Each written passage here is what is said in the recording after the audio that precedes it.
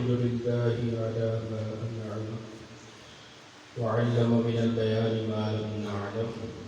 الصلاة والسلام على سيدنا ومولانا وملجأنا محمد خير من نطق بالصواب وأفضل من أوتي الحكمة وفصل الخطاب وعلى آله الأطهار وصحابته الأخيار.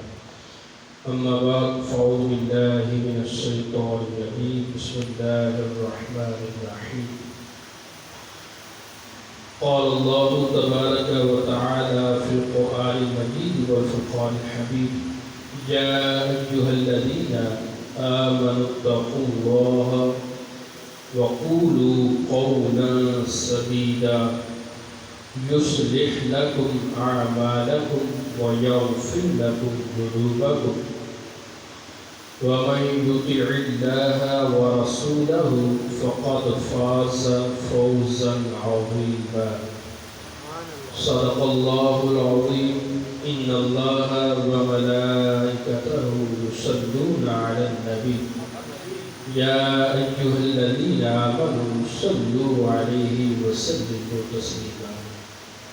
اللهم صل على سيدنا مولانا محمد وعلى آل سيدنا ومولانا محمد معدن الجود والكرم وعلى آله وصحبه وبارك وسلم.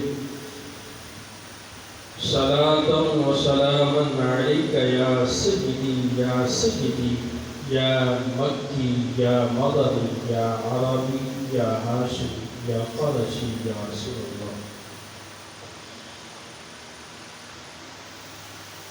شہنشاہ خوش حسان پیکر حسن و جمال دافع رنج و ملال صاحب جود و نوال اصول بے مثل و مثال بی بی آمینہ کے نام محبوب رب الجلال علیہ السلام کی ذات ببرکات پر ہدیہ درود و سلام پیش کرنے کی بے شمار فضائل و برکات. چنانچہ ایک مقام پر حضور علیہ السلام ارشاد فرماتے ہیں: زینوا مجالسکم بالصلاۃ علی فإن صلاتکم علی نور لکم یوم القیامہ. اے لوگوں، اپنی مجالس کو، اپنی محافل کو مجھ پر درود و سلام پیش کر کے آراستہ ہو. فَإِنَّ صَلَاتَكُمْ پس بے شک تمہارا مجھ پر درود پاک پیش کرنا نور لکم یوم القیامہ کل بروز قیامت تمہارے لیے نور ہوگا. اگر ہم چاہتے ہیں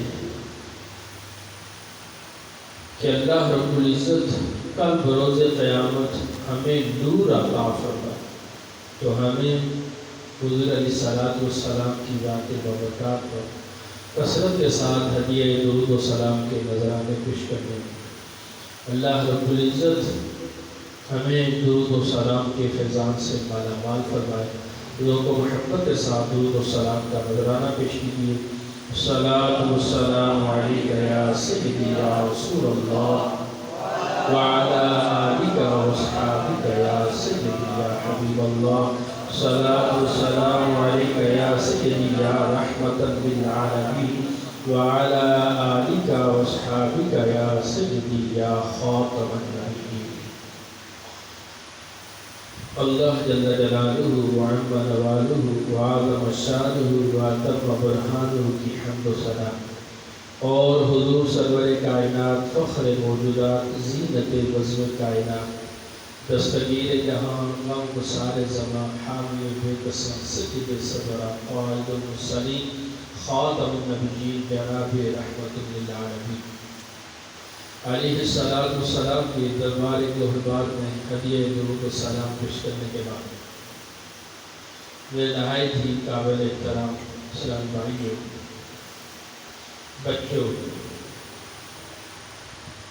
یقیناً آپ بڑے ہی خوش قسمت لوگ ہیں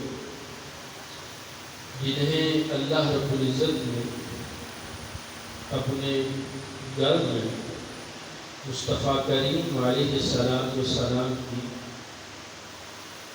سنت جو بہت ہی پیاری سنت ہے،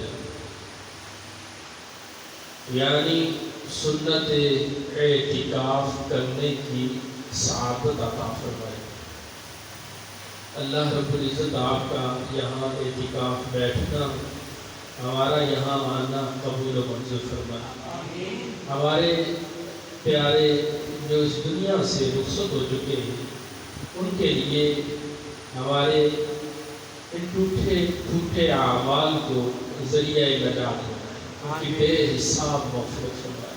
ہمارے والدین میں سے، ہمارے بہن بھائیوں میں سے، رشتہ داروں میں سے، اعزاء اقربا میں سے، دوست احباب میں سے، آل اولاد میں سے، اللہ پاک سب کی بے حساب مغفرت فرمائے۔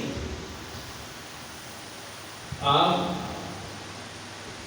اعتکاف بیٹھے، یہ حضور علیہ السلام کی ایک بڑی پیاری سنت ہے۔ اعتکاف کا مطلب ہی یہی ہوتا ہے کہ بندہ اللہ کے حضور بیٹھ جائے، ڈیرے لگا لے کہ باری تعالیٰ اب میں نے یہاں سے اٹھنا نہیں ہے جب تک تم میری بخشش نہ کرتا۔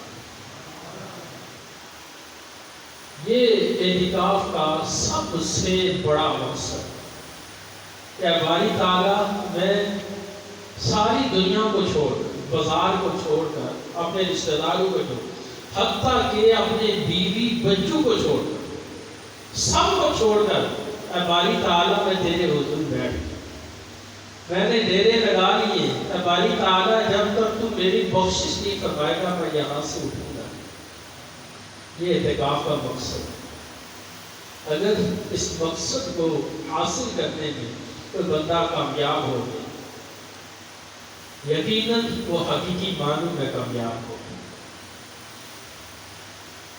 اللہ رب العزت آپ کے اس اعتکاف کو صرف قبولیت عطا فرمائے۔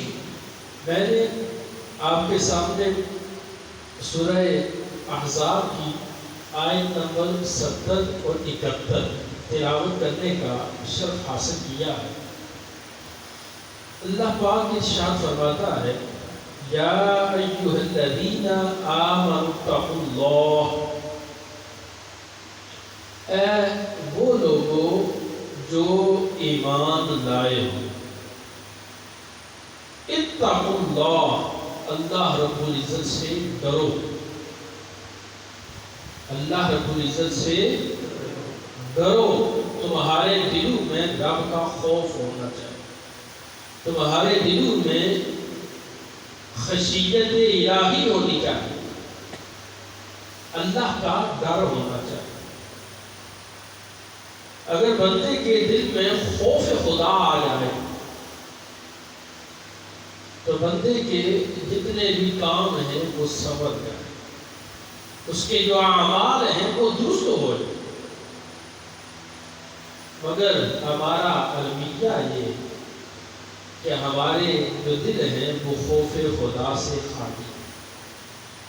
ہم اپنی زبانوں سے تو یہ کہتے ہیں کہ ہم اللہ سے ڈرتے ہیں، مگر ہمارے جو اعمال ہیں، ہماری جو حرکتیں، ان سے تو یہی لگتا ہے کہ ہمارے دل میں خدا کا خوف نہیں۔ بھائی جس بندے کے دل میں خدا کا خوف ہو، کیا وہ بندہ نماز چھوڑ سکتا ہے؟ جس بندے کے دل میں خدا کا خوف ہو، کیا وہ سود کھا سکتا ہے؟ جس بندے کے دل میں خدا کا خوف موجود ہو، کیا وہ بندوں کے حقوق پامال کر سکتا ہے؟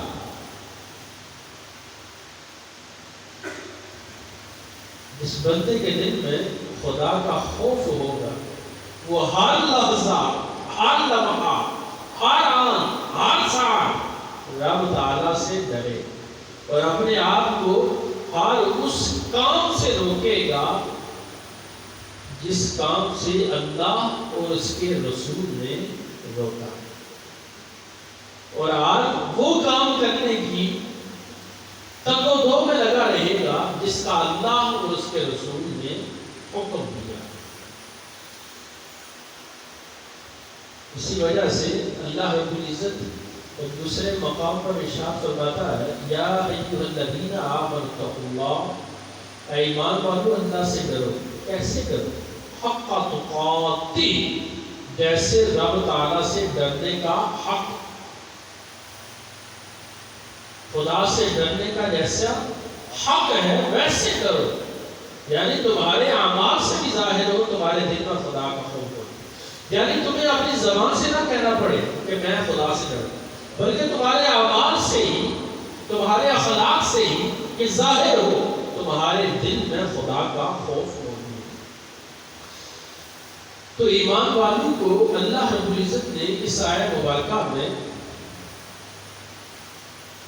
اللہ رب العزت سے ڈرنے، خشیت الہی کو اپنانے کا حکم ارشاد فرمایا، اور دوسری بات ارشاد فرمائی وَقُولُوا قَوْلًا سَدِيدًا، اور سیدھی بات کو، کیسی بات کو ہو؟ سیدھی بات، سدیدہ، جو درست بات ہو، سیدھی بات ہو، وہی ہو۔ مفسرین کرام نے اس کی تفسیر میں متعدد چیزیں بیان فرمائی ہیں کہ سیدھی بات کیا ہوتی ہے؟ ایسی بات کرنا جو سچ ہو، جو جھوٹ پر مشتمل نہ ہو، یعنی ایک معنی یہ ہوا کہ ہمیشہ سچی بات، ہمیشہ سچی بات بولو، سچ بولو، جھوٹ نہ ہو۔ اور اس کا ایک معنی یہ ہے کہ ہمیشہ حق بات، ہمیشہ حق بات ہو، ایسی بات نہ کہو جو باطل، جو گمراہیت والی، جو بربادی والی ہو، جو تباہی والی، بلکہ ہمیشہ حق بات۔ ایک معنی یہ بیان کیا گیا عدل و انصاف والی بات، عدل و انصاف والی بات۔ دیکھیں یہ ساری سیدھی اور درست باتیں، مختصر یہ ہے کہ اپنی یہ جو زبان ہے اس کی حفاظت ہو، اس کی دیکھیں اللہ رب العزت نے جسم کے جو اعضاء ہیں وہ دو پیدا فرمائے، ہمارے 2 پاؤں، 2 ٹانگیں، 2 ہاتھ، 2 آنکھیں، 2 کان، مگر اللہ رب العزت نے زبان ایک ہی پیدا فرمائی اور اس کو بھی آزاد نہیں چھوڑا۔ یہ ہونٹوں کا پھاٹک بھی اللہ رب العزت نے بنایا تو ہونٹوں کے ذریعے اس کو بند کرتے، اور مزید ایک پنجرا بھی بنایا ہے 32 دانتوں کا، یہ اس کے اندر اس کو رکھا ہے، اس کو آزاد نہیں رکھا۔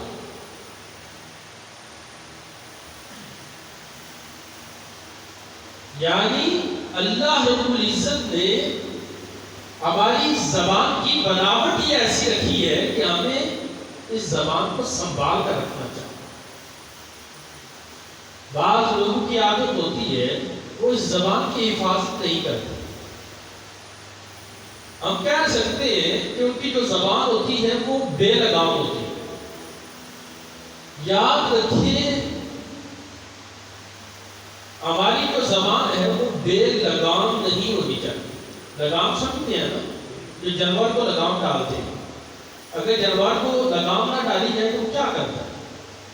مستی کرتا ہے، نقصان پہنچاتا ہے، فصلوں کو تباہ کرتا ہے۔ ہماری زبان کو بھی لگام ہونی چاہیے، لیکن کون سی لگام ہے؟ تو فزیکلی لگام تو نہیں ہوگی نا، بلکہ یہاں لگام سے مراد ہے شریعت کی لگام۔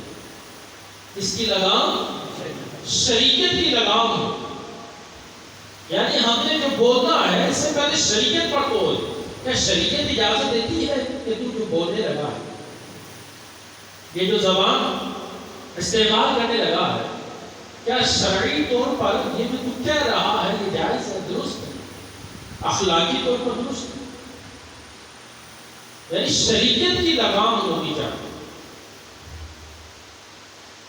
جس بندے کی زبان بے لگام ہوتی ہے، حضور علیہ السلام ارشاد فرماتے ہیں جب بندہ سکو کرتا ہے، سکو، تو آپ بندے کے سارے جو اعضاء ہوتے ہیں یہ زبان سے مخاطب ہوتے ہیں، یعنی زبان سے بات کرتے ہیں. زبان کو کہتے ہیں اے زبان سکو تو ہو گئی.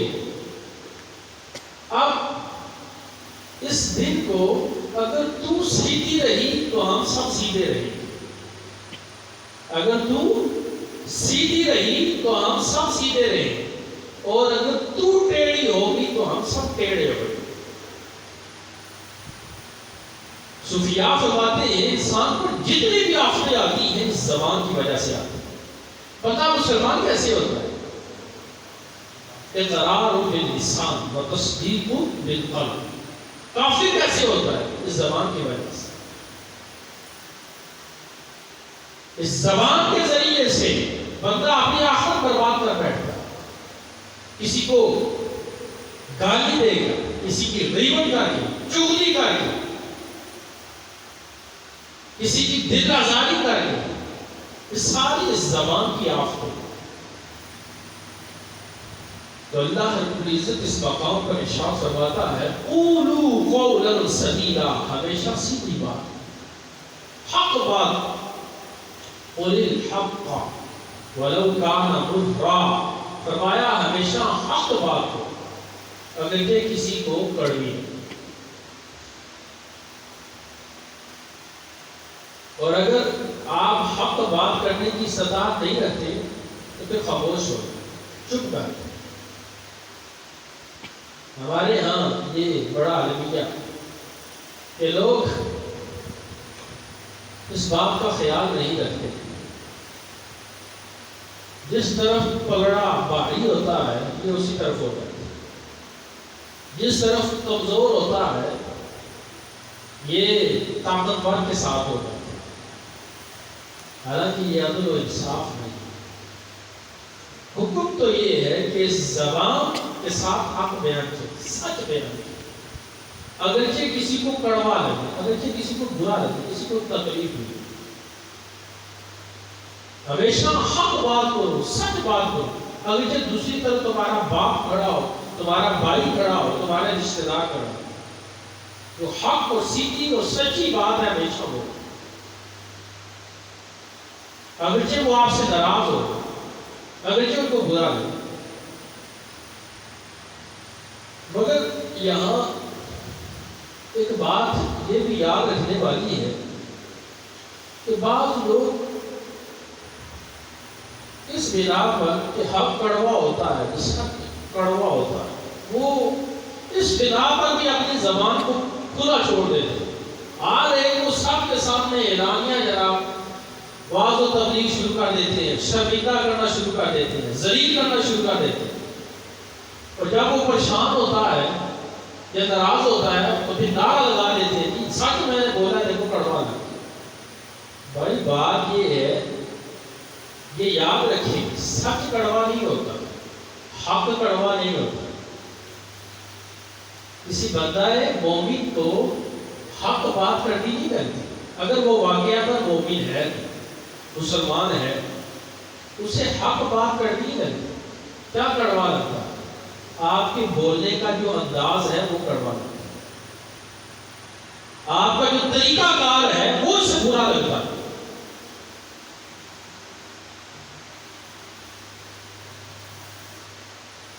اسی لیے اللہ رب العزت نے ارشاد فرمایا ادعو الی سبیل ربک بالحکمۃ والموعظۃ الحسنہ، کہ اپنے رب کی طرف بلاؤ، یعنی دین کی طرف بلاؤ، اسلام کی طرف بلاؤ، جنت کی طرف بلاؤ، رب کی طرف بلاؤ، رب کے رسول کی طرف بلاؤ. اس طرح بلاؤ بالحکمہ، حکمت کے ساتھ، دانائی کے ساتھ، سمجھداری کے ساتھ. کسی کو سمجھانا ہے تو ضروری نہیں ہے کہ کہ آپ 4 بندوں کے سامنے اس کو سمجھانا شروع کر دیں، اس کو بے عزت کر کے رکھیں. سمجھانا ہے اسے سائڈ پر لے جائیں یا اس موقع کا انتظار کریں کہ وہ آپ کو تنہا ملے گا اور پھر آپ پیار سے اسے بات سمجھائیں. یہ کوئی انداز نہیں ہے کہ سب کے سامنے آپ اس کی تذکیر کرنا شروع کریں، سب کے سامنے آپ اسے لیکچر دینا شروع کریں. اور یاد رکھیں اس کا فائدہ نہیں ہوتا، بڑا نقصان ہوتا ہے. یہ جو ہم سب کے سامنے کسی کو سمجھانا شروع کر دیتے ہیں اس کا فائدہ نہیں ہوتا، الٹا نقصان ہوتا ہے کہ بعض اوقات نعوذ باللہ وہ بندہ آگے سے جواب دینا شروع کر دیتا ہے، جلی ہو جاتا ہے، بے باک ہو جاتا ہے، وہ ایسے الفاظ کہہ دیتا ہے جن کی وجہ سے بندہ دائرہ اسلام سے خارج ہو جاتا ہے، وہ کلمہ کفر پڑھ لیتا ہے. آپ کسی کو کہتے ہو 4 بندوں کے سامنے، ہوئے تو چنگا مسلمان ہے، نماز ہی نہیں پڑھتا. اوکے، نماز کے بارے میں کوئی ایسا غصے میں جملہ بول دو، آپ کی وجہ سے اس نے کفر پڑھ لیا، کیونکہ آپ نے اسے بے عزت کیا اور وہ غصے میں آیا، اسے اشتعال آیا، اسے بکواس کر. کس کی غلطی ہے؟ آپ کی غلطی. آپ کہیں گے میں نے تو سچ کہا ہے، سچ کرواؤ. یہ بات نہیں، آپ کا انداز درست ہے. آپ اسی طریقے سے بتا سکتے تھے. جب بندے چلے جاتے آپ محبت سے اسے سمجھا سکتے. اس لیے رب نے حکم ارشاد فرمایا بالحکمہ، حکمت کے ساتھ رب کی طرف بڑھا. پھر فرمایا والموعظۃ الحسنہ. پہلے حکمت اور اس کے بعد موعظہ حسنہ ہے، یعنی تبلیغ ہے، لیکچر ہے، تو سمجھانا ہے، تو گفتگو کرنا ہے، تو بات کرنا ہے. یہ بات کا مرحلہ ہے. پہلے حکمت، پہلے کیا ہے؟ حکمت، دانائی، سمجھداری، موقع محل دیکھ کر بات کرنا. اس کے بعد اللہ رب العزت ارشاد فرماتا ہے یصلح لکم اعمالکم، کہ اے ایمان والو اگر تم اللہ سے ڈرو گے اور ہمیشہ حق بات کرو گے، سیدھی بات کرو گے، تو پھر کیا ہوگا؟ اللہ رب العزت تمہارے جو اعمال ہیں وہ سموار ہیں، تمہارے جو اعمال ہیں ان کو درست فرما دے گا، سنوار دے گا. یعنی سارے کام آپ کے بن جائیں گے، آپ کے سارے کام ہو جائیں گے، بن جائیں گے، اگر تمہارے دلوں میں خدا کا خوف ہوا اور تمہاری زبان پر سچ ہوا. انشاءاللہ تمہارا ہر کام جو ہے وہ ہو جائے گا. تمہارے جو اعمال ہیں اللہ انہیں زینت بخش دے گا، درست فرما دے گا. بلکہ اس کا ایک معنی یہ بھی بیان کیا جاتا ہے ان الحسنات یذہبن السیئات. یہ قرآن مجید فرمان حمید کیا ہے کہ نیکیاں جو ہوتی ہیں یہ گناہوں کو لے جاتی ہیں، یعنی نیکیاں کرنے کی وجہ سے بھی گناہ جو ہیں بندے کے وہ معاف ہو جاتے ہیں. تو اعمال درست ہو جائیں گے. اس سے ایک مراد یہ بھی ہے کہ اللہ رب العزت وہ اعمال جو درست نہیں تھے، جو غلط تھے، اللہ رب العزت ان سے تمہیں معافی عطا کرے. اور اسی کی وضاحت اگلے حصے میں موجود ہے. یغفر لکم ذنوبکم، تمہارے اعمال سنوار دے گا اور تمہارے گناہوں کو بخش دے گا. اللہ رب العزت تمہارے گناہوں کو کب؟ جب تم اللہ رب العزت سے ڈرو اور ہمیشہ حق بات کہو کہ سیدھی بات کہو. حضور نبی رحمت صلی اللہ تعالی علیہ وآلہ وسلم کی حدیث مبارکہ ہے، ارشاد فرمایا ان اللہ یحب العبد التقی الغنی الخفی. یہ حدیث مبارکہ ہے کہ یاد رکھنے کے قابل. ارشاد فرمایا بے شک اللہ رب العزت العبد ایسے بندے کو پسند فرماتا، التقی جو پرہیزگار ہوتا ہے، جو پرہیزگار ہوتا ہے اللہ رب العزت اس بندے کو پسند فرماتا ہے. پرہیزگاری کیا ہے؟ تقویٰ کیا ہے؟ اس کی مثال حضرت فاروق اعظم رضی اللہ تعالی عنہ یہ بیان فرماتے ہیں، ایک بندہ جنگل میں جا رہا ہے، وہاں جھاڑیاں ہیں، جھاڑیوں کے ساتھ کانٹے ہوتے ہیں،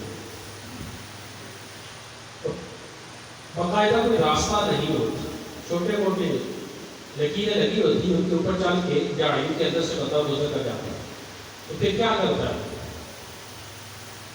ایسے راستے سے بندہ جب چل رہا ہو کیسے گزرتا ہے؟ اپنے کپڑوں کو سمیٹ کر، کوئی کانٹے جھاڑی کے ساتھ پھنس نہ جائے، میرے کپڑے پھٹ نہ جائیں، اپنی چادر کو، اپنے کپڑے کو، شلوار کو اس کو اچھے طریقے سے سمیٹ کے گزرتا ہے۔ فرمایا یہی تقویٰ کہ بندہ دنیا میں ایسی ہی زندگی گزارے، اپنے آپ کو حرام سے بچا، ہر طرح کی گناہ سے بچا، ہر طرح کی برائی سے بچا، اپنے آپ کو سمیٹ کر یوں زندگی گزارے یہاں تک کہ بالآخر وہ قبر میں جائے۔ یہ تقویٰ ہے، یہ پرہیزگاری ہے، اور اللہ رب العزت ایسے پرہیزگار بندے کو پسند کرتا ہے۔ ایک پرہیز تو وہ ہوتا ہے جو ہم کھانے پینے کے حوالے سے کرتے ہیں، لیکن یہاں اس پرہیز کی بات نہیں ہو رہی، بلکہ اس پرہیز کی بات ہو رہی ہے کہ اللہ رب العزت نے جن کاموں سے منع فرمایا ہے بندہ اس سے پرہیز کرے، اس سے ہم ڈاکٹر کے کہنے پر جو حلال ہو اسے کھانا چھوڑ دیتے، ڈاکٹر کے کہنے پر حلال کھانا چھوڑ دیتے، مگر رب کے کہنے پر حرام کھانا نہیں چھوڑتے۔ اس معاشرے کا ایک تنمیہ حضور نبی رحمت صلی اللہ تعالی علیہ وآلہ وسلم ارشاد فرماتے ہیں، جس بندے کے اندر یہ صفت ہو اللہ رب العزت اسے پسند فرماتا ہے۔ کون سی صفت؟ التقی، کہ وہ پرہیزگار۔ اس کے بعد دوسری صفت بیان کرتے ہیں،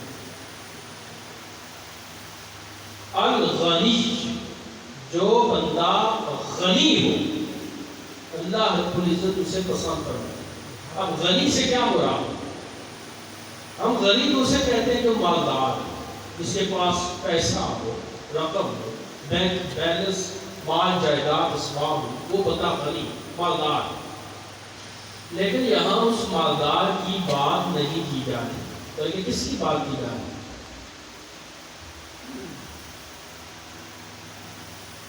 یہاں علماء نے دو معنی بیان کیے۔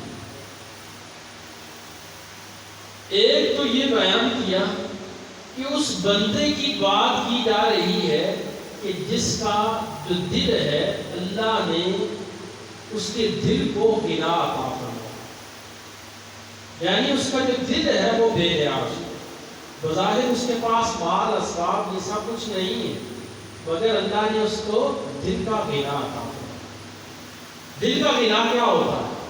کہ وہ بندہ لالچی نہیں، وہ بندہ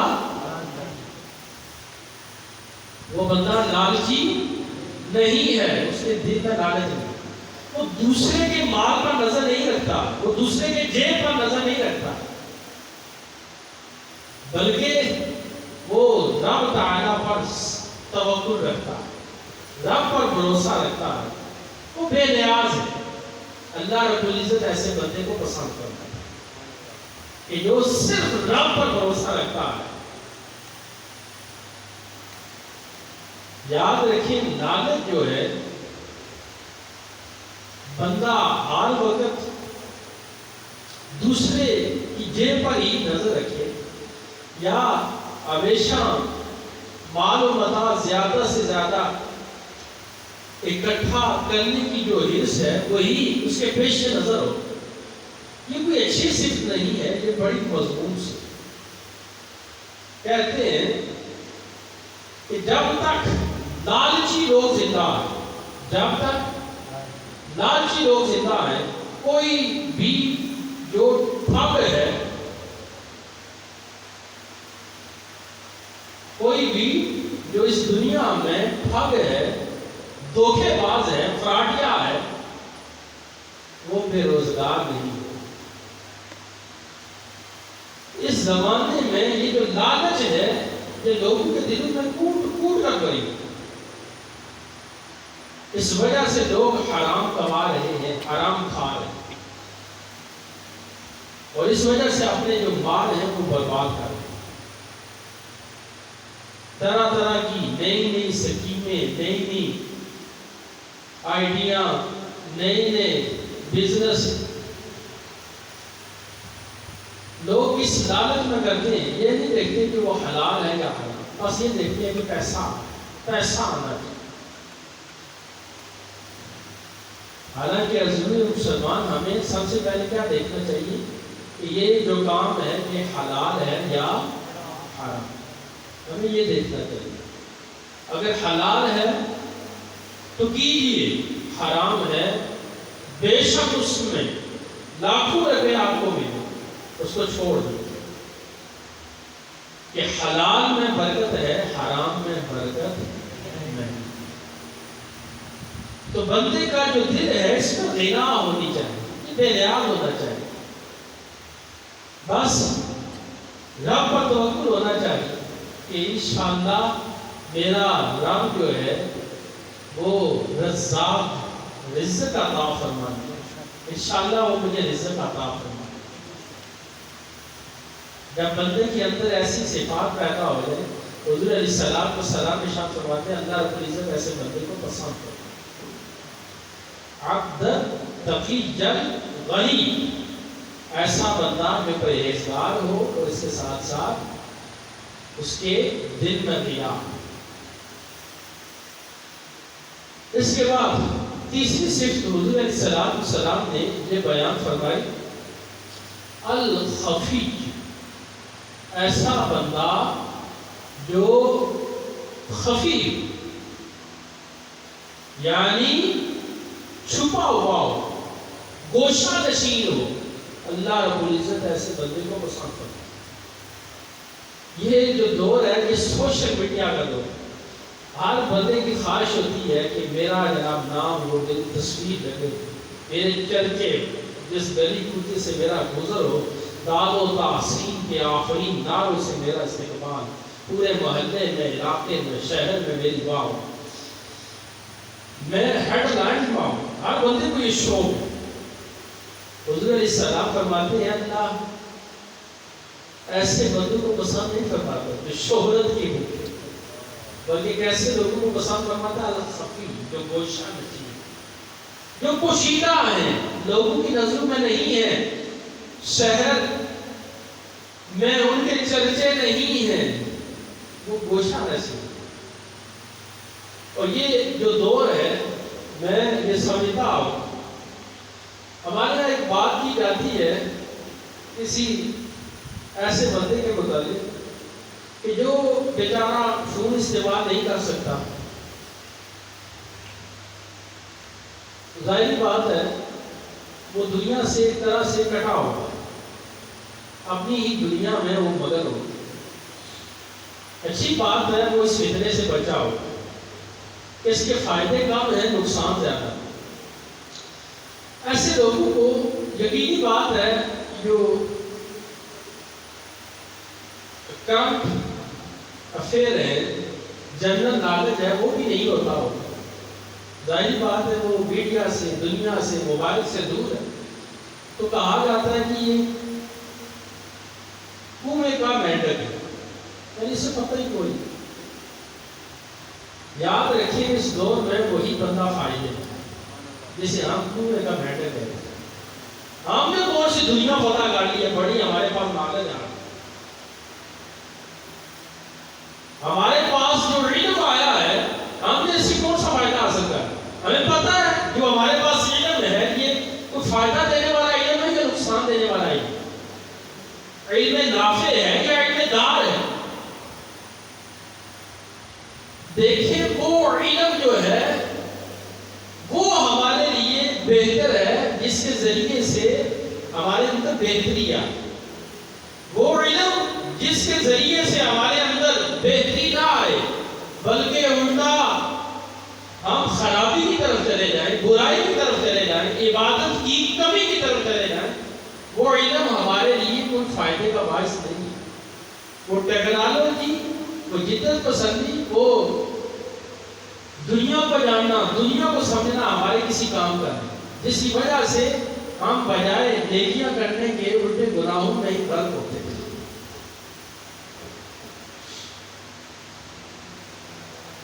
اس موبائل سے کیا ہوتا ہے؟ کیسا علم آیا؟ پہلے آپ اچھی بڑی نماز پڑھ رہے تھے، سنتیں پڑھتے تھے، نوافل پڑھتے تھے، عبادت کرتے تھے۔ اب آپ اس موبائل کے ذریعے سے طرح طرح کے لچے لفنگے، آج کل سکالر اور نہ جانے کس کس اہل علم کا گروپ دہاڑے اس دنیا میں نمودار ہو چکے ہیں۔ کوئی کیا بیان کر رہا ہے، کوئی کیا کہہ رہا ہے، ہر ایک کی اپنی بولی ہے۔ ہمارے پاس علم نہیں ہے، ہم ہر ایک کو سننا شروع کر دیتے ہیں، اور پھر کیا ہوتا ہے، ہم خود بھی گمراہ ہوتے ہیں، دوسروں کو بھی گمراہ کرتے ہیں۔ اور جی اس نے تو حدیث مبارکہ بیان کی ہے۔ بھائی آپ کون ہوتے ہو اس بات کی تصدیق کرنے والے کہ اس نے حدیث مبارکہ بیان کی؟ پتہ ہے آپ کو وہ حدیث ہے بھی یا نہیں؟ نہیں، اس نے تو حوالہ بھی دیا ہے۔ بھائی آپ نے کتاب کھول کے دیکھا ہے وہ حوالہ کتاب میں وہ حدیث لکھی ہے یا نہیں؟ آپ کس دور میں جی رہے ہو؟ یہ بڑا فتنوں والا دور ہے۔ یہ ایسا دور ہے کہ اس دور میں کوئی بندہ آپ کو باقاعدہ حوالہ دے کر حدیث بیان کرے، آپ پھر بھی اس پر اعتماد نہیں کر سکتے۔ میں آپ کو مثال کرتا ہوں، ایک بابا جی ہیں، وہ سوشل میڈیا پہ ان کے کلپ بنتے ہیں۔ پچھلے دنوں ان کا کوئی کلپ وائرل تھا، مجھے کسی نے بھیجا کہ اس حوالے سے آپ کیا کہتے ہیں؟ اچھا جی، وہ کیا کہہ رہے تھے؟ وہ کہہ رہے تھے لوگ بیٹھے ہوئے ہیں اور سارے وہ بزنس ٹائکون بیٹھے ہیں، بڑے بڑے بزنس مین لوگ ہیں اور پراپرٹی ڈیلر اس طرح کے لوگ ہیں جو عام طور پر دوسرے طریقے سے لوگوں کے زمینوں پر قبضے کرتے ہیں۔ خیر جو بھی ہے، جس طرح کے کام ہے، بہرحال کوئی اچھے لوگوں کی وہ مجلس نہیں تھی۔ وہ بابا جی ان کو خوش کر رہے تھے اور وہ ان کا کلپ وائرل ہو گیا۔ کیا کہتے ہیں بابا جی؟ کہتے ہیں او جی آج کل لوگ جو ہے اسی کو ہی دیتے ہیں جو باقی حقدار ہو، مستحق ہو، صرف اسے دیتے ہیں۔ لیکن میں نے یہ چھوڑ دیا، اب میں سب کو دیتا ہوں۔ کوئی حقدار ہے اس کو بھی دو، جو حقدار نہیں ہے اس کو بھی دو، سب کو دو، زکوٰۃ دو، فطرانہ ہو، سب کو دو۔ پھر کہتے ہیں بخاری و مسلم کی حدیث ہے، اس کی حدیث ہے، بخاری و مسلم کی حدیث ہے، اللہ کے رسول صلی اللہ علیہ وسلم نے فرمایا حقدار کو بھی دو، غیر حقدار کو بھی دو۔ صحابہ نے عرض کی یا رسول اللہ، آپ نے یہ جو فرمایا حقدار کو دو، یہ تو سمجھ میں آتی، جو حقدار نہیں ہے اسے کیوں دیں آپ؟ یہ سمجھ میں نہیں آتی۔ تو حضور علیہ السلام نے فرمایا ان کے بقول، اس بابا جی کے بقول، حضور علیہ السلام نے فرمایا تاکہ تمہیں جو ناحق مل رہا ہے وہ بند نہ ہو، اس لیے غیر حقدار کو دو۔ یہ انہوں نے حدیث بیان کی اور واہ واہ واہ واہ ہوئے، وہاں جو مجمع بیٹھا ہوا تھا واہ واہ، یہاں تک ایک نے کہا کیا بات ہے بابا، اور ایک بندہ اٹھ کے آیا، اس نے بابا جی پیشانی کو بوسہ دیا اور کہہ رہا تھا لو یو بابا۔ یہ آپ ویڈیو دیکھ لیں، آپ کو بھی کبھی نظر آ جائے۔ اچھا اب مجھے بتائیں آپ نے اس ویڈیو سے کیا سیکھا؟ آپ کے پاس تو علم نہیں، آپ کہیں گے یار بابا جی واقعی بات جو بخاری مسلم کی حدیث ہے۔ لیکن میں آپ کو کہتا ہوں، جب مجھ سے کسی نے پوچھا، پہلے تو مجھے اس حدیث کے جو الفاظ ہیں وہی سمجھ رہا ہے، لیکن اس کے باوجود میں نے بخاری و مسلم کی جو متعلقہ ابواب ہیں ان کو کھولا، ایک ایک حدیث دیکھی کہ شاید کہیں کوئی حدیث مجھے کسی مقام پر بخاری و مسلم میں اس طرح کے الفاظ ملے، یعنی کہ اس طرح کی حدیث ہے ہی نہیں. تو بھائی حدیث ہو کیسے سکتی ہے؟ یہ تو قرآن کے خلاف ہے. قرآن کہتا ہے انما الصدقات للفقراء والمساکین، صدقات جو ہوتے ہیں یہ فقراء کے لیے ہیں، مساکین کے لیے ہیں، غیر حقدار کے لیے تو ہے ہی نہیں. اس طرح کی حدیث ہو بھی کیسے سکتی ہے؟ تو قرآن کے خلاف. گویا میں کہنا کیا چاہ رہا ہوں، آپ سمجھ چکے ہیں کہ ایسے ایسے جھوٹے لوگ، فراڈی لوگ اس دنیا میں آ چکے ہیں جو محض ویوز لینے کے چکر میں جھوٹی حدیثیں بیان کر رہے ہیں. یہ بخاری میں لکھا ہوا ہے، بخاری بولیں گے آپ کو حدیث ہی نہیں ملے. اس لیے اس دور میں اگر کسی کو سنیں تو صرف اسی کو سنیں جو صحیح العقیدہ، سنی عالم دین. آپ سنی ہیں نا، وہ وہابی دیوبندی تو نہیں ہے نا، وہ شیعہ تو نہیں ہے، تو بھائی ان کو کیوں سنیں آپ؟ ان کو ہم کیوں سنیں؟ ہم جب اہل سنت ہیں، اگر تو ہمیں اسی پر ہی یقین نہیں ہے تو پھر ہمیں اپنے ایمان کی فکر کرنی ہے. اگر ہم مطمئن ہیں اپنے عقیدے پر تو پھر ہم دوسرے لوگوں کو کیوں سنیں؟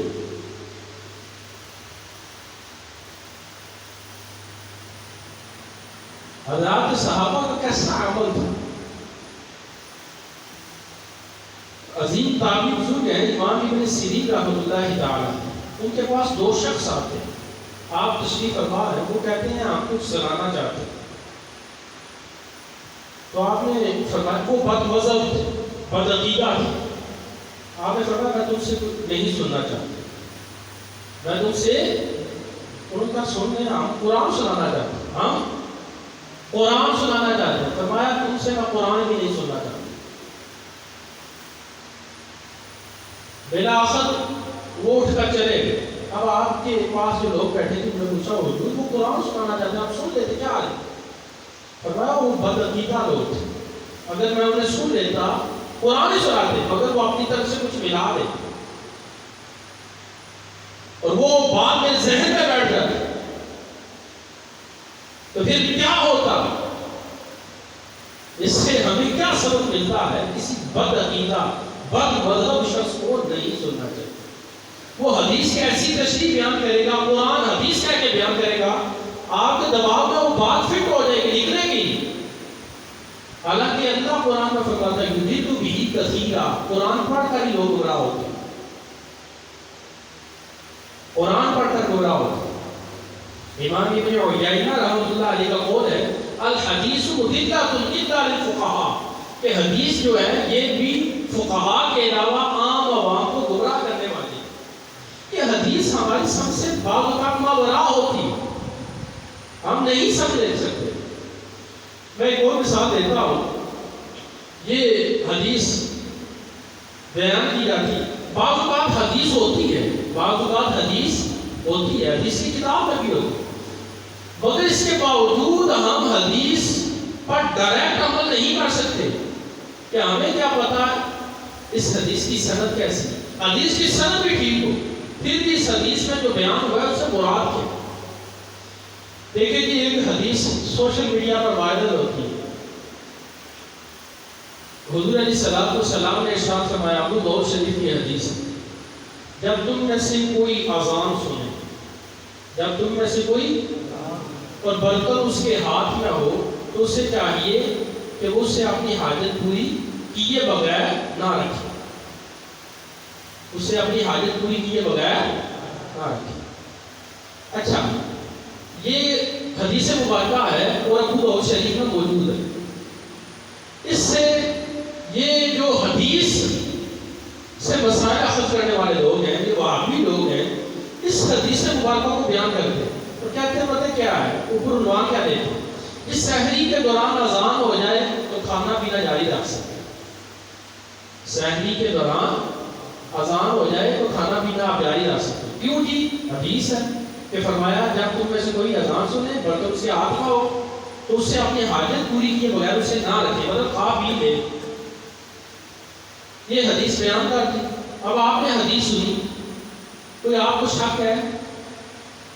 اب آپ بھی ایسا ہی کریں گے کہ حدیث میں ہے، ٹھیک ہے جی اذان ہو رہی ہے، پھر کیا ہو، کھاؤ پیو، حدیث ہے، میں نے حدیث پڑھی ہے، وہ بہت شریف کا باقی موجود ہے.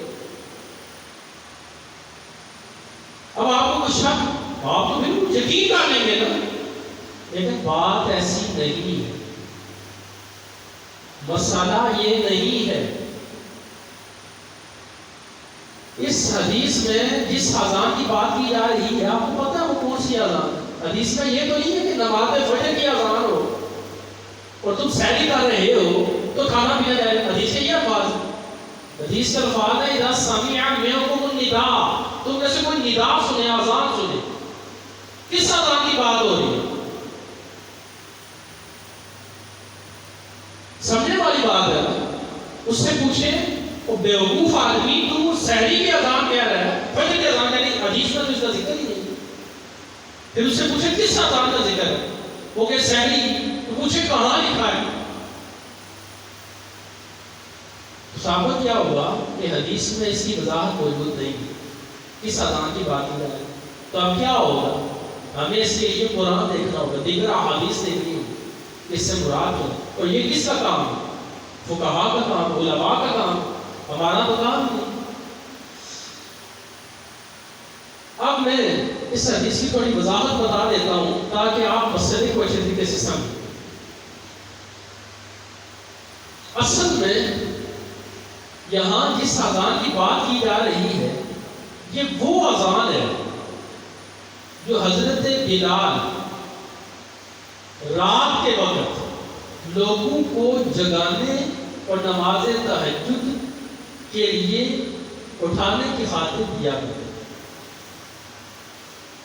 اور یہ میں اپنے سے نہیں کہہ رہا، یہ بخاری شریف کی حدیث مبارکہ کے الفاظ ہیں.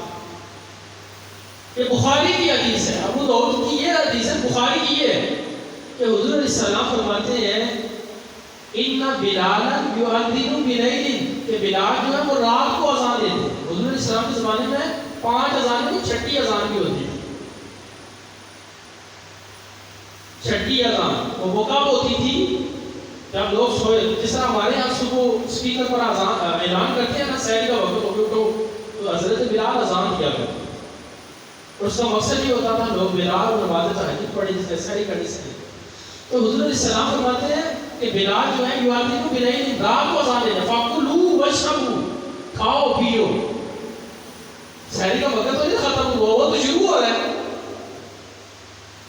کھاؤ پیو حَتَّى يُنَادِيَ ابْنُ أُمِّ مَكْتُومٍ، یہاں تک کہ عبداللہ بن ام مکتوم اذان دے. کون سی؟ فجر. یہ بخاری کی حدیث. اب 2 حدیثیں ملائیں گے تو آپ کو حدیث ہی سمجھ آئے گی. ایک حدیث سے آپ کو کوئی مسئلہ سمجھ نہیں آئے گا. اب آپ اچھے طریقے سے سمجھ چکے ہیں اور میرے خیال میں انشاءاللہ میں یقین رکھتا ہوں کہ آئندہ آپ کسی بھی ایسے اہل غیرے کو نہیں سنیں. بے شک وہ قرآن بیان کر رہا ہوں، بے شک وہ حدیث بیان کر رہا ہوں. لوگوں کو گمراہ کر رہے ہیں، صحابہ سے بدظن کر رہے ہیں.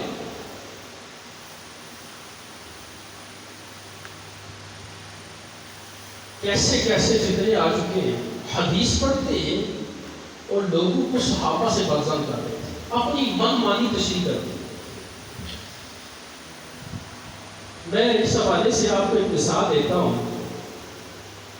حضور علیہ السلام نے حضرت عمار بن یاسر رضی اللہ تعالی عنہ آپ کے حوالے سے ارشاد فرمایا ہے عمار تجھے ایک باغی گروہ قتل کرے گا، تجھے ایک باغی گروہ قتل کرے گا. ٹھیک ہے، یہ حدیث مبارک فیہ باغیہ کے الفاظ.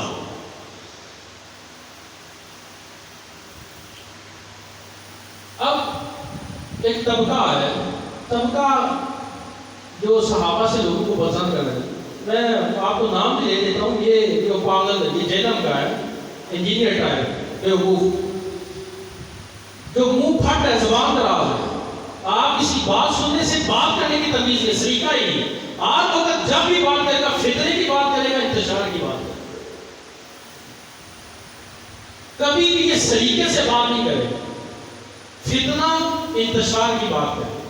اور جی اس حدیث مبارکہ میں جس باغی گروہ کا ذکر ہے وہ صحابی رسول حضرت معاویہ، حضرت امیر معاویہ کہ جی حضرت عمار حضرت علی کی طرف سے تھے. اور جب ان کی آپس میں حضرات صحابہ کی ایک کیفیت بنی، دیکھیں اہل سنت کا تو یہ موقف ہے، بلکہ حدیث مبارکہ کے الفاظ ہم نے جب بھی صحابہ کا ذکر کرنا ہے خیر کے ساتھ ہے. ان کے جو آپسی معاملات ہیں رضی اللہ عنہم ورضوا عنہ، اللہ ان سے راضی ہوا، وہ اللہ سے راضی. وَكُلًّا وَعَدَ اللَّهُ الْحُسْنَىٰ، اللہ نے ہر صحابی نبی سے جنت کا وعدہ، ہر صحابی جنت دی. ہم تو ان کا کبھی بھی برے الفاظ میں ذکر نہیں کرتے. ان کے جو معاملات ہیں آپس میں تھے وہ جانے اللہ جانے. اللہ نے انہیں معاف فرما دیا، ان کو جنت کی بشارت. یہ حضرت معاویہ مراد ہیں، انہوں نے ان کا جو لشکر تھا وہ باغی تھا. حضرت ابی معاویہ مراد ہے، حضرت عمار بن یاسر کو شہید کیا. اور حضور نے فرمایا عمار تجھے جو شہید کرے گا وہ کون ہوگا؟ باغی گروہ. لہٰذا انہوں نے شہید کیے. تو حضرت معاویہ جو ہیں وہ کیا ہوئے تھے؟ باغی ہو. نعوذ باللہ. اب یہ آپ نے حدیث سنی تو آپ کو بدظن ہو گئے ایک صحابی کے بارے میں، بدظن ہو گئے نا، آپ کے دماغ میں یہ بات بیٹھ. حالانکہ حقیقت ایسی نہیں، حالانکہ حقیقت ایسا جو سوال کرے یا ایسی بات کرے اسے سب سے پہلے تو یہ پوچھنا چاہیے. اس کا ایک الزامی جواب ہے، ایک تحقیقی جواب.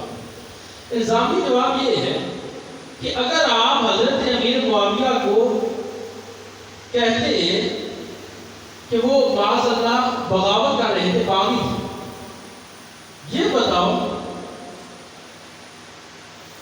اگر وہ باغی تھے تو حضرت علی رضی اللہ تعالی عنہ نے ان سے شروع کرنے کے لیے حکم کو مقرر فرمایا اور پھر بلاخر شروع ہو گئے، کتاب ختم ہو گئی.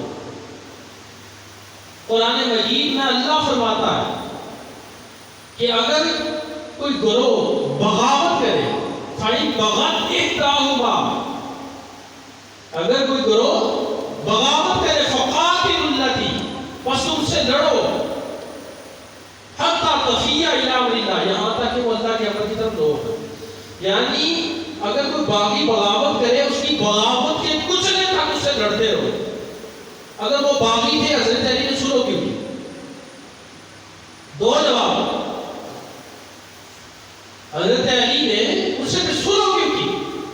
اگر وہ باغی تھے حضرت امام حسن نے ان سے شروع کر کے پوری حکومت ہی انہیں سقوط کیوں کر؟ اور پھر حضرت امام حسین رضی اللہ تعالیٰ عنہ نے ان کی شروع کو قبول کیوں فرما دیا؟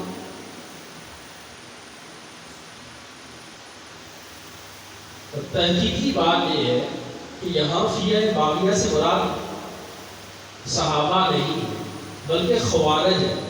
کون ہے؟ خوارج خارجی لوگ تھے جو حضرت علی کے لشکر میں بھی موجود تھے، حضرت امیر معاویہ کے لشکر میں موجود تھے. اور جو حضرت عثمان غنی رضی اللہ تعالی عنہ کا جو قصاص ہے وہ نہیں دینے دیتے تھے. وہ خارج اور وہ حضرت عثمان غنی کے قاتل تھے. فیہ باغیہ وہ خارجی لوگ تھے جنہوں نے حضرت عمار کو شہید کیا. خارجی حضرت عمار کے حوالے سے حضور علیہ السلام نے یہ بھی تو فرمایا تھا اے عمار تجھے میرے صحابہ میں سے کوئی ایک قتل نہیں کرے، میرے صحابہ تجھے نہیں مارے. یہ حدیث میں نظر نہیں آتی. الغرض بات کرنے کا مقصد یہ ہے کہ اس حدیث سے وہ مراد نہیں تھا جو وہ دے رہا ہے اور لوگوں کو صحابہ کے بارے میں گمراہ ہے. تو اس لیے ہمیں آج کی اس درس کا یہ آپ نچوڑ سمجھیں. ہمیں ہمیشہ آئندہ کسی بھی بد مذہب بد عقیدہ یہاں تک کہ کسی ایسے شخص کو بھی نہیں سننا جسے ہم اچھے طریقے سے جانتے نہیں، جسے ہم اچھے طریقے سے جانتے، جس کو جانتے ہیں باقی سنی عالم دین. آپ سنے ہو بغیر خوف کے سن. لیکن جس کو آپ جانتے نہیں ہیں وہ جی چھوڑو دین کی بات کر رہا ہے سن، اور بھائی سن لو، یہ نہ ہو تمہارا ایمان پر بات کرنا. پہلے تحقیق ہو رہی ہے کون ہے جی بندہ. اگر آپ کو بتایا جائے کہ یہ ٹھیک ہے، اچھا دین ہے، صحیح العقید ہے، آپ سن. یہ کام چھوڑ دیں کہ جو آیا اس کو سننا شروع کر دیا، جو آیا اس کو سننا شروع کر دیا، جو آیا اس کو سننا شروع کر دیا.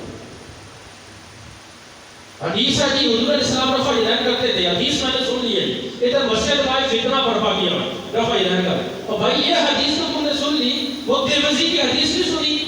حضرت عبداللہ بن مسعود بیان کرتے ہیں میں نے حضور علیہ السلام کی طرح نماز پڑھ کے نہ دکھاؤں. پھر آپ نے صحابہ کے سامنے حضور کی نماز پڑھی. فلم یرفع، پس آپ نے اپنے ہاتھوں کو رفع یدین کے لیے نہ اٹھایا الا فی اول مرۃ، سوائے تکبیر تحریمہ. حضرت عبداللہ بن مسعود پتہ ہے کیسی ہستی، یہ خادم خاص ہے حضور علیہ السلام. ہر وقت حضور علیہ السلام کے ساتھ رہا کرتے. آپ کا ایک لقب ہے صاحب النعلین والوسادہ. حضور علیہ السلام کے مبارک نعلین، مبارک تکیہ یہ آپ اپنے سینے کے ساتھ لگا کر کرتے. ہر وقت حضور علیہ السلام کے گھر آیا جایا کرتے تھے. بعض لوگ یہ سمجھتے کہ یہ حضور کے گھر کے ایک فرد ہیں، اور حضرت عبداللہ بن مسعود پہلی صف میں کھڑے ہو کر نماز پڑھا کرتے تھے عین حضور کے سامنے. آپ یہ بتائیں حضرت عبداللہ بن مسعود حضور کی نماز کو بہتر جانتے ہیں یا وہ صحابی کہ جو پچھلی صف میں کھڑے ہو کر حضور علیہ السلام کے پیچھے نماز پڑھتے؟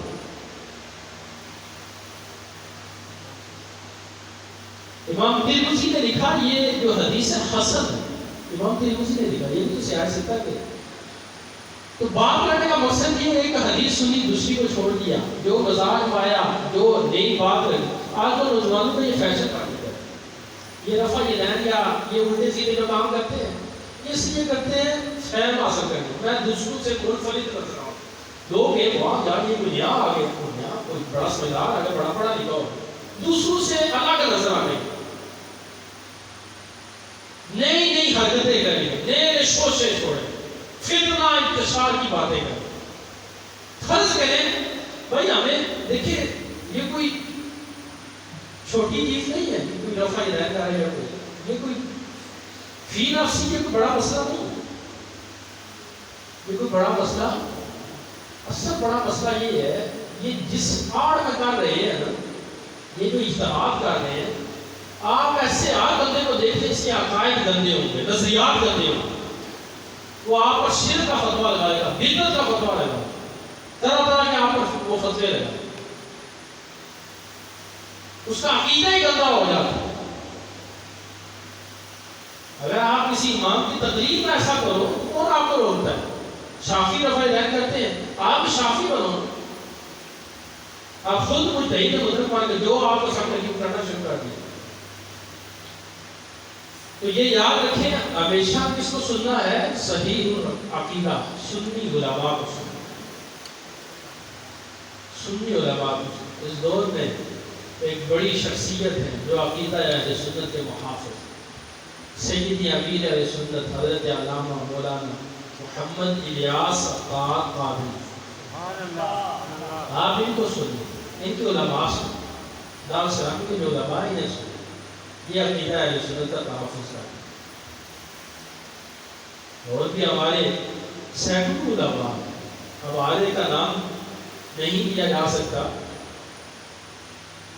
جب بھی سنیں سنی علماء کو سنیں، سنی مشائخ کو سنیں، ان کا عقیدہ صحیح ہے. سنی میں بھی دیکھ لیں عقیدہ ان کا صحیح ہوتا ہے.